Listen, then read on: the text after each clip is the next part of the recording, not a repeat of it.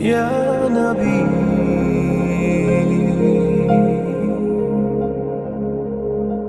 یا محمد. دیکھو ربیع الاول کے بارے میں لوگ اکثر ایک سوال پوچھتے ہیں کہ عید میلاد النبی منانا، اس میں جشن کرنا، نبی صلی اللہ علیہ وسلم کی آمد پہ خوشی منانا، یہ اسلام میں کیسا ہے؟ ہم رسول اللہ صلی اللہ علیہ وسلم کی سیرت دیکھتے ہیں. پہلی بات تو یہ کہ 12 ربیع الاول نبی کا یوم ولادت ہے، اس پر کوئی صحیح روایت موجود نہیں ہے. اگر ہے تو بھائی کوئی دکھا دے، بھائی یہ روایت ہے، اس کے یہ راوی ہیں، سارے ثقہ راوی ہیں. ایسی کوئی روایت موجود نہیں ہے، اور اس کی وجہ یہی ہے کہ اللہ تعالیٰ نے اپنے نبی کی ولادت کے دن کو امت سے چھپا لیا ہے تاکہ اس میں خرافات نہ، کیونکہ پچھلی امتوں نے کیا نا اپنے انبیاء کی ولادتوں کے دن کے ساتھ. لیکن اگر فرض کر لیں، لوگ بحث کرتے ہیں نہیں جی فلاں نے لکھا ہے تو فلاں نے لکھا ہے، چلو مان لیا کہ 12 ربیع الاول نبی کا یوم ولادت ہے، تو ہمیں رسول اللہ صلی اللہ علیہ وسلم کی سیرت میں یوم ولادت پہ کیا کرنا ملتا ہے؟ احادیث صحیحہ سے صحیح حدیث ہے کہ نبی صلی اللہ علیہ وسلم پیر کے دن کا روزہ رکھتے تھے. صحابہ نے پوچھا کیوں؟ آپ نے فرمایا یہ میرا یوم ولادت، پیر کو آپ پیدا ہوئے. اب دیکھو پیر کو نبی نے روزہ رکھ کے یہ بتا دیا کہ اس میں عید کا تصور نہیں ہے، کیونکہ عید اور روزہ جمع بولنا پڑے گا آپ لوگوں کو، جمع نہیں ہو سکتے. اب اس کو سیلیبریٹ نہیں کیا جا سکتا. جس دن روزہ ہو جائے گا نا، اب وہ سیلیبریٹ کرنا اس کو ممکن ہے ہی نہیں، اس میں جشن کا تصور ہی ختم ہو گیا. جو ہماری عیدیں ہیں ان میں روزہ رکھنا جائز ہے؟ عید الفطر کو کوئی روزہ رکھے؟ بولو بھائی. اگر جس دن روزہ رکھا وہ عید نہیں ہو سکتی، جو عید ہے وہ روزے کا دن؟ کیا خیال ہے؟ عید اور روزہ ایک دوسرے کے کیا ہیں؟ اپوزٹ. کیونکہ عید ایک خوشی کا دن ہے اور اس کو سیلیبریٹ کرنا ہے.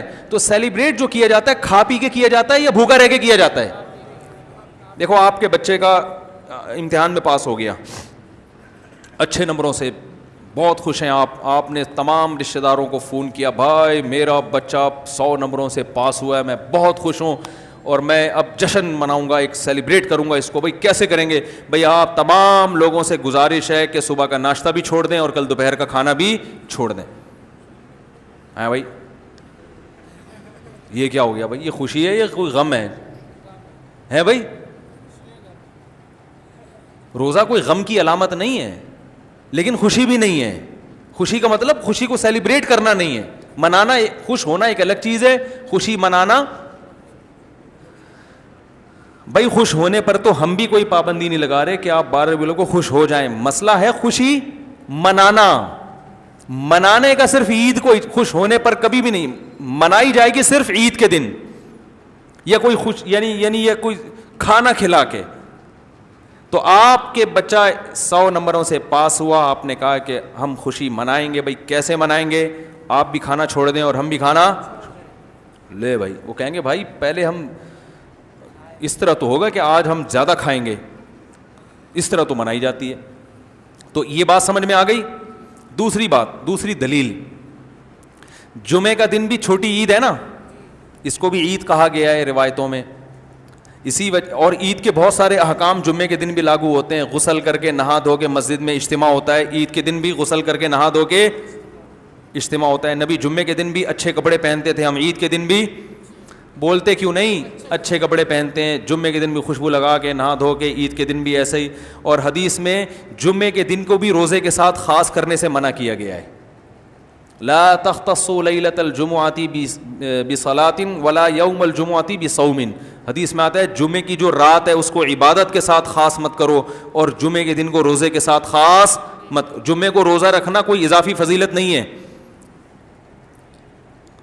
ویسے جائز ہے روزہ رکھنا کہ آپ کی چھٹی جمعے کو ہوتی ہے اس لیے رکھ لیا تو ایک الگ بات ہے، لیکن اس کو خاص فضیلت دے کے رکھنا تو یہ مکمل عید تو نہیں ہے. اس میں عید کا لک بہرحال بولو بھائی ہے، خطبہ بھی ہے، جیسے عیدین میں خطبہ بھی ہوتا ہے، 2 رکعتیں ہیں عیدین میں بھی 2 رکعتیں، تو لک ہے اس میں. اب ذرا ٹیکنیکل پوائنٹ کو سمجھیے گا آپ لوگ. یہودی سب سے پرانی قوم ہے, ان کے لیے جو مقدس دن تھا وہ کون سا تھا؟ ہفتہ, اور وہی ان کی چھوٹی عید تھا. سمجھ رہے ہیں نا, اسی میں وہ اجتماع کرتے تھے. عیسائی اس کے بعد آئے, ان کے لیے کون سا ہوا؟ اتوار کو, جو ہفتے کے بعد ہے. مسلمان ان کے بھی بعد آئے, تو ہمارے لیے کون سا ہونا چاہیے تھا؟ پیر.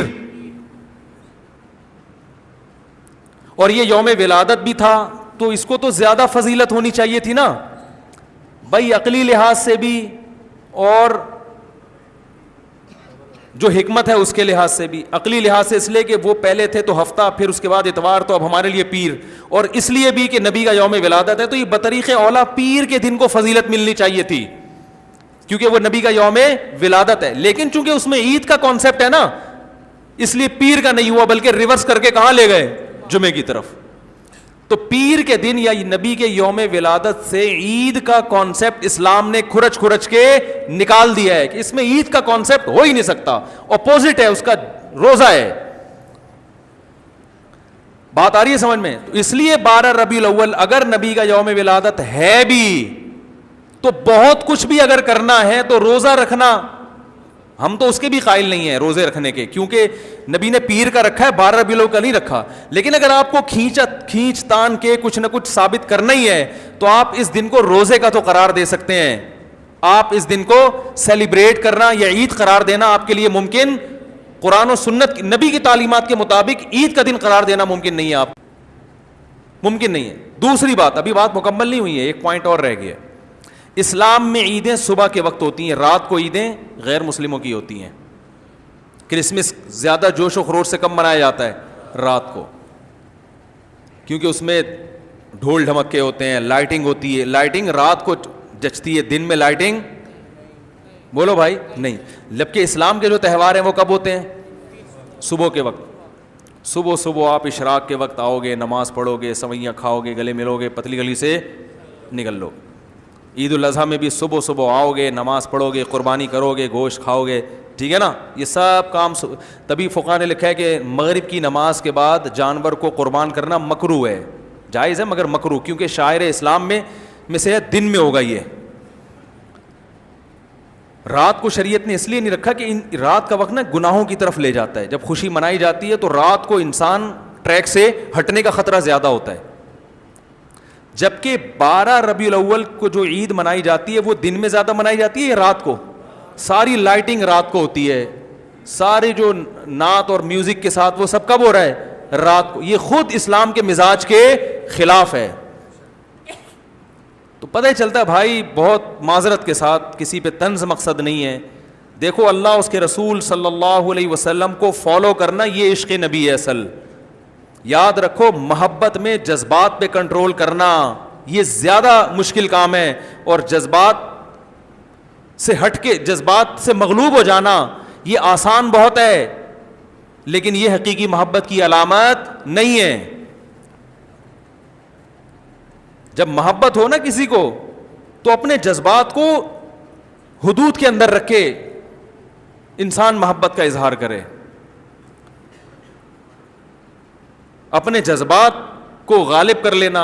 نبی کا عشق ہر مسلمان کو ہے, ہر ایک کا دل چاہتا ہے یہ کرے, یوں کرے نبی کی یاد میں, لیکن آپ اپنے اس جذبات پہ کنٹرول کریں. بولے بھائی رسول اللہ صلی اللہ علیہ وسلم کی جو اطاعت ہے وہ پہلے ہے, اپنے جذبات بعد میں.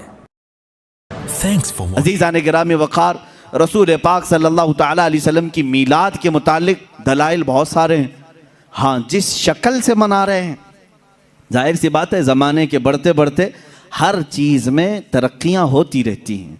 سب سے بڑا سوال سنیوں سے یہی کیا جا, صحابہ نے منایا تھا, تابعین نے منایا تھا, اولیاء نے منایا تھا, یہ تو اب کے زمانے میں منایا جا رہا ہے. جلوس جو ہے اس کی تاریخ اعلیٰ حضرت فاضل بریلوی رحمۃ اللہ تعالیٰ علیہ نے بھی فرمایا, 8ویں صدی ہجری میں بعض الشاقان رسول نے جلوس نکال کر اپنے آقا کی بارگاہ میں خراج عقیدت پیش کیا, لیکن اس وقت موجود امت کے سارے علماء نے اس کو برا نہیں سمجھا, اس کو خراب نہیں سمجھا. بہرحال میں آپ کو بتاؤں, صحابہ نے منایا تھا, یہ بار بار سوال کرتے ہو, تابعین نے منایا تھا, ارے میاں وہ تو روز مناتے تھے میرے آقا کی میلاد, تم تو 12 ربیع الاول سال میں ایک بار کر رہے ہو. صحابہ روز مناتے تھے. میلاد کا مطلب کیا ہے؟ جاؤ پوچھو. حسان بن ثابت ہمیشہ کہتے تھے وَأَحْسَنُ مِنْكَ لَمْ تَرَ قَطُّ عَيْنِي وَأَجْمَلُ مِنْكَ لَمْ تَلِدِ النِّسَاءُ. یہی تو میلاد مصطفیٰ ہے. اے رسول آپ سے زیادہ حسین میں نے کسی کو دیکھا نہیں, آپ سے زیادہ خوبصورت کسی ماں نے جنا نہیں. یہ تو صحابہ میلاد نہیں منا رہے ہیں. صحابہ کرام حضور اکرم صلی اللہ تعالیٰ علیہ وسلم کے قصیدے پڑھتے تھے. اب آؤ ہجرت کا وہ واقعہ تو سنو ذرا. اللہ کے حبیب صلی اللہ تعالیٰ علیہ وسلم جب تشریف لا رہے تھے مکہ سے مدینہ طیبہ, 14 دن تک مدینے والوں نے انتظار کیا ہے. تم 11 روز سے انتظار کر رہے ہو 12ویں شب آئے گی. مدینے والے 14 دن تک. جیسے ہی حضور مکہ سے نکل چکے خبر ہوئی, مدینے کے سارے لوگ ٹیلوں پر جا کر کھڑے ہوتے تھے اور انتظار کرتے تھے کہ وہ نور والا کب تشریف لا رہا ہے, رسول پاک صلی اللہ تعالیٰ علیہ وسلم کب آ رہے. مدینے والوں نے, بہت سارے لوگوں نے دیکھا نہیں تھا, دیکھنے کی تڑپ تھی. مجھے بتاؤ آج آپ میلاد کی گھڑی کے انتظار میں بیٹھے ہوتے ہیں ادب سے, یہ انتظار ہے؟ یہ مدینے والوں کی سنت ہی تو ہے. وہ 14 دن تک انتظار کی آمد مصطفیٰ کا. اور جس وقت رسول پاک کی آمد ہوئی, اب حدیثوں میں ہے, بخاری شریف بھی پڑھو آپ, مسلم شریف بھی پڑھو, حدیثوں میں موجود ہے. فرمایا رسول کریم صلی اللہ تعالیٰ علیہ وسلم جیسے ہی قبا کی چوٹیوں سے نظر آنے لگے, جتنے مدینے میں حبشی تھے وہ اپنے نیزے نکالے, ڈھال نکالے, اور اپنا مخصوص جو ان کا رقص ہوتا تھا اس سے وہ رقص کرنے لگے. ڈھالوں پر اپنے نیزے مار مار کر کہتے تھے محمد عبد صالح, محمد عبد صالح. یہ الفاظ تھے حبشیوں کے. اور اس کے بعد بنو نجار ایک خاندان تھا, اس خاندان کی ساری بچیاں اپنے ہاتھوں میں دف لے کر کے آئیں, یوں کہتی تھیں طلع البدر علینا من ثنیات الوداع وجب الشکر علینا ما دعا للہ داعی. یہ آگے پورا موجود ہے قصیدہ جس میں وہ کہتی ہیں انت شرفت المدینہ مرحبا یا خیر داعی. یہ گنگناتے ہوئے وہ یوں کہہ رہی تھی ہم پر 14ویں کا چاند طلوع ہو گیا ہے. کہاں سے؟ سنیت الوداع کی گھاٹیوں سے. اس کے آنے پر ہم پر شکر واجب ہو گیا ہے. مجھے بتاؤ یہ میلاد نہیں ہے تو اور کیا ہے؟ حضور پاک کی میلاد کا مطلب ہے حضور کی سیرت بیان کرنا, حضور پاک کی تعریف بیان کرنا, یہی تو میلاد ہے. ہم مجلس میلاد کا مطلب کیا ہے؟ صرف 12ویں شب کو منانا یہی نہیں, سال بھر جب بھی آپ میرے آقا کے تذکرے کریں گے ہم اس کو میلاد مصطفیٰ ہی کہتے ہیں. مولود کی محفل ہے, مجلس میلاد ہے, جہاں رسول پاک کی آمد کے قصے بیان کیے جائیں, تعریف و توصیف بیان کی جائے, وہ میلاد ہے. صحابہ نے کیا ہے میرے عزیزو. اب اللہ کے نبی صلی اللہ تعالیٰ علیہ وسلم جب تشریف لائے تو کیا حضور نے منع کر دیا؟ جو ہجرت کے بعد حضور تشریف لا رہے تھے.